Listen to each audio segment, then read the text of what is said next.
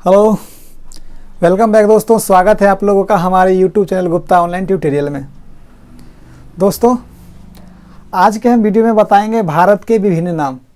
इन भारत के कौन कौन से नाम हैं, इन भारत किन किन नामों से पुकारा जाता है और ये नाम किन किन आदमियों के नाम पर पड़ा, किस किस ने इनके इस नाम को रखा। सबसे पहले देखते हैं भारत के विभिन्न नाम। सबसे पहले है कि पहला नाम है सकल जम्बूद्वीप और रेवा। ठीक है, तो सबसे पहले सकल जम्बूद्वीप का मतलब ये होता है एक बहुत बड़ा द्वीप जिसका एक ही राजा हो। ठीक है, तो यह जो था भारत का सबसे पुराना नाम था। ठीक है, अब है सेकेंड है भारतवर्ष। तो सबसे पहले यहाँ है कि क्रोनोलॉजी के मुताबिक ये माना जाता है कि शकुंतला और दुष्यंत के बेटे का नाम भरत था। उसी भरत के नाम पे हमारे देश का नाम भारत पड़ा। ठीक है, शकुंतला और दुष्यंत के बेटे का नाम भरत था, उसी भरत के नाम पे हमारे देश का नाम भारत पड़ा। ठीक है, और सेकेंड, इतिहासकार ये मानते हैं कि भारत जो है लेके आर्यों का कबीला था जिसके राजा क्या थे, भरत थे। भरत के नाम पे हमारे देश का नाम जो है वो भारत पड़ा। ठीक है, अब देखते हैं तीसरा नाम है इंडिया। कि जैसा कि आप लोग जानते हैं पहले जो था इंडस नदी, ठीक है, सिंधु नदी इंडिया में बहती थी, कश्मीर से होते हुए पंजाब जाती थी और वहाँ जाके यहाँ था अरब सागर में मिल जाती थी। ठीक है, तो यही होता है इंडिया नाम जो है इंडस नदी के नाम पे भारत के नाम क्या पड़ा, इंडिया नाम पड़ा। इंडस नदी के नाम पे भारत हमारे देश का नाम इंडिया पड़ा। अब नेक्स्ट है अगला आर्यावर्त। ठीक है, आर्यावर्त का क्या मतलब होता है? आर्यावर्त का मतलब होता है आर्यों का प्रदेश। ठीक है, यानी वैसा प्रदेश जिसमें आर्य रह रहे हो। ठीक है, उसे आर्यावर्त कहा जाता है। तो ऐसा माना जाता है कि कुछ इतिहासकार ये मानते हैं कि भारत में क्या था, आर्यों का प्रदेश था। ठीक है, लेकिन कुछ इतिहासकार ये बताते हैं कि भारत में जो थे आर्य इंडिया के मूल निवासी नहीं थे। वो मध्य एशिया से चलकर अफ़गानिस्तान के रास्ते इंडिया आए और यहाँ पे आए और यहाँ पे भारत के मूल निवासी थे द्रविड़। ठीक है, द्रविड़ निवासी जो थे इनकी सभ्यता को नष्ट करके और अपनी सभ्यता बनाए। ठीक है, उनकी सभ्यता जो थी लेके वो वैदिक सभ्यता थी।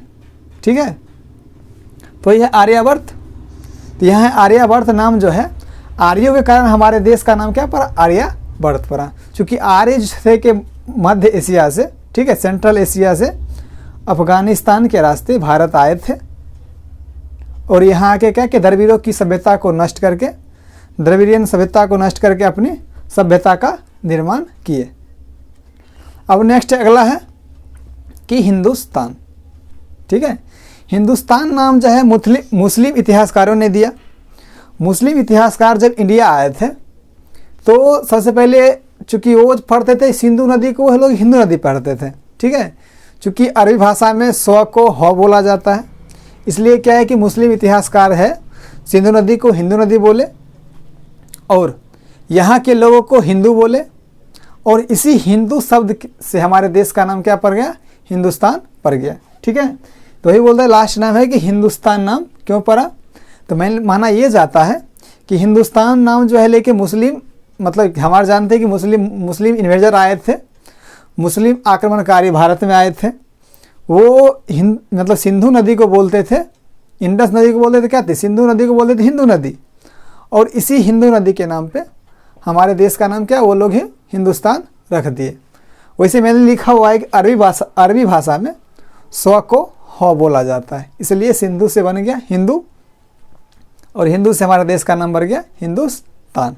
ठीक है, देखिए अब हम बता देते हैं दोस्तों कि पिछले वीडियो में बता चुके हैं कि हम फादर ऑफ हिस्ट्री किसको बोलते हैं।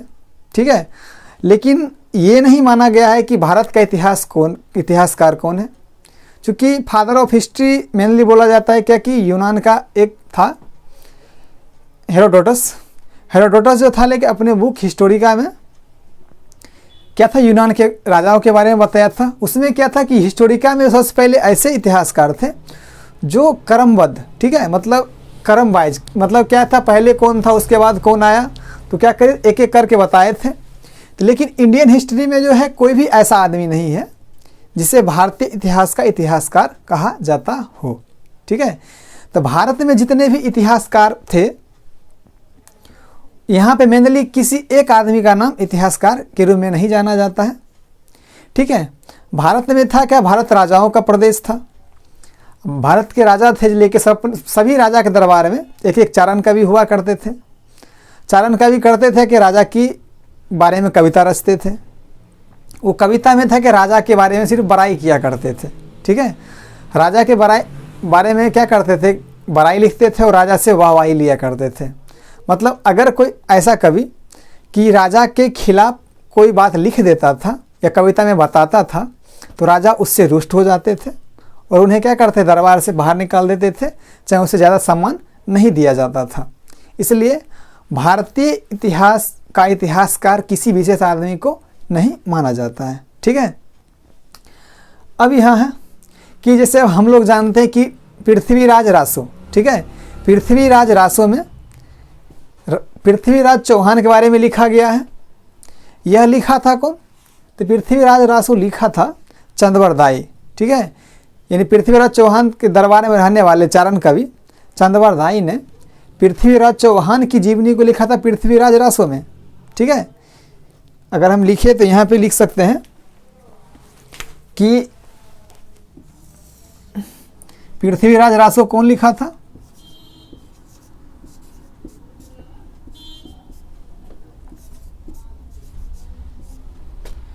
पृथ्वीराज रासो लिखा था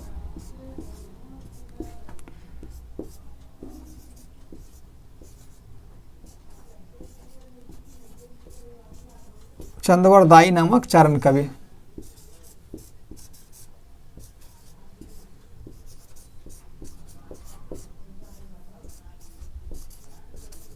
ठीक है, सबसे पहले यहाँ है कि पृथ्वीराज लिखा था कौन, चंदवरदाई नामक चारण कवि लिखा था।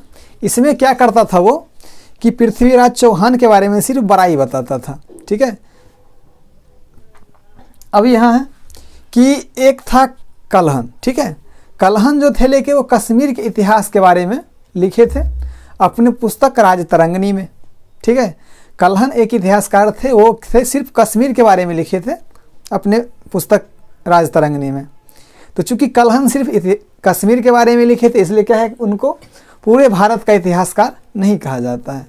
ठीक है, अगर वैसे माना जाए कि भारत का मेनली इतिहासकार किसे माना जाए, देखिए मेरा क्वेश्चन चल रहा था कि भारतीय इतिहास का पिता किसे कहा जाता है। ठीक है, हम बता रहे थे कि भारतीय इतिहास का पिता किसी विशेष आदमी को नहीं कहा जाता है। ठीक है, चूंकि विशेष आदमी को इसलिए नहीं कहा जाता चूंकि कोई भी आदमी ऐसा नहीं था जो इतिहास को क्रमानुसार लिखा था। तो पहले बताए थे राजा के दरबार में चारण कवि रहते थे, वो राजा के सिर्फ बड़ाई को लिखते थे। ठीक है, अब चलते हैं इसी को देखते हुए आगे बताए थे हम कि पृथ्वीराज रासो लिखा था कौन सा, पृथ्वीराज चौहान का दरबारी कवि चंदवरदाई। अब देखते हैं कि अगला है कलहन। ठीक है, कलहन भी एक क्या था कि दरबारी कवि था।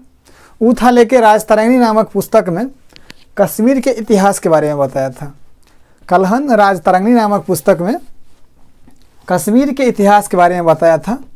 इसलिए क्या होता है कि कलहन को भी कि भारतीय इतिहास का पिता नहीं कहा जाता है। इसलिए नहीं कहा जाता चूँकि कश्मीर का इतिहास बताया था, चूँकि पूरे भारत के इतिहास के बारे में नहीं बताया था। ठीक है, अब देखते हैं एक है कि V.A. स्मिथ। ठीक है, V.A. स्मिथ नामक साइंटिस्ट ने बताया था, साइंटिस्ट बोलते हैं V.A. स्मिथ नामक, उसको बोलते हैं कि खगोलविद। खगोलविद भी नहीं, जैसे मान लीजिए वो सबसे पहले वो यथी थे, खुदाई किए थे टीला का, तो वो सबसे पहले यहाँ थे कि एक अंग्रेज अधिकारी थे जो क्या बताए थे कि अपने ऑक्सफोर्ड हिस्ट्री ऑफ इंडिया नामक बुक में भारत के कुछ इतिहास को क्रमानुसार बताए थे।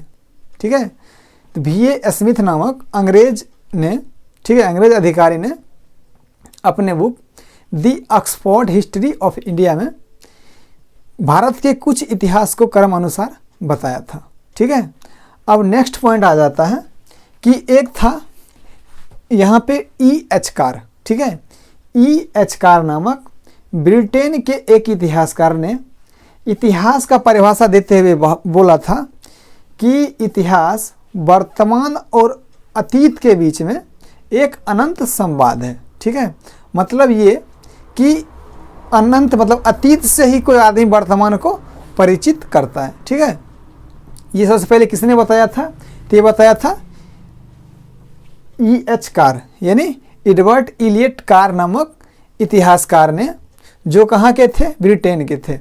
तो ब्रिटेन के इतिहासकार EH कार ने इतिहास का परिभाषा देते हुए यह बोला कि इतिहास अतीत और वर्तमान के बीच में अनंत संवाद है, ठीक है।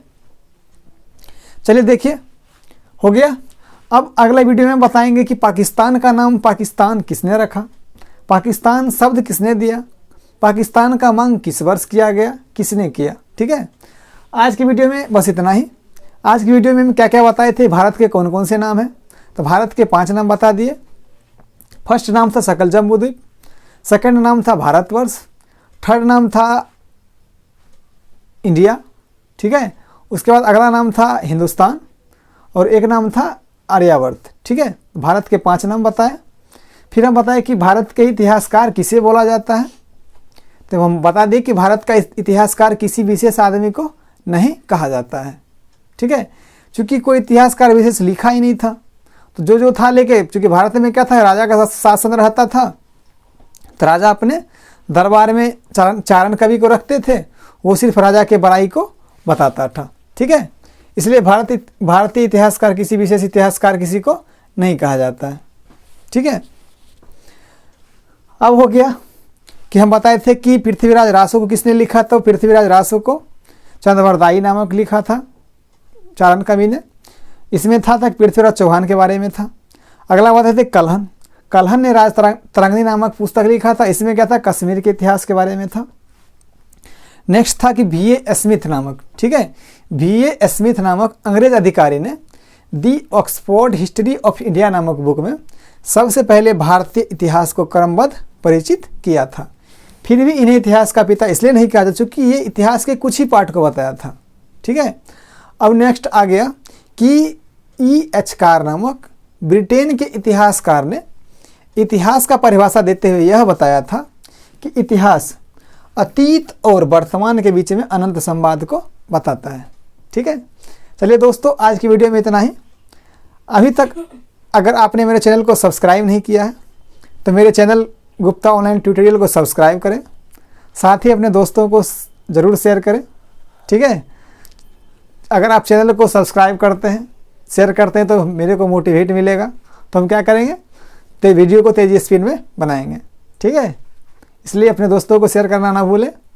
आज के लिए इतना ही। Bye bye, take care.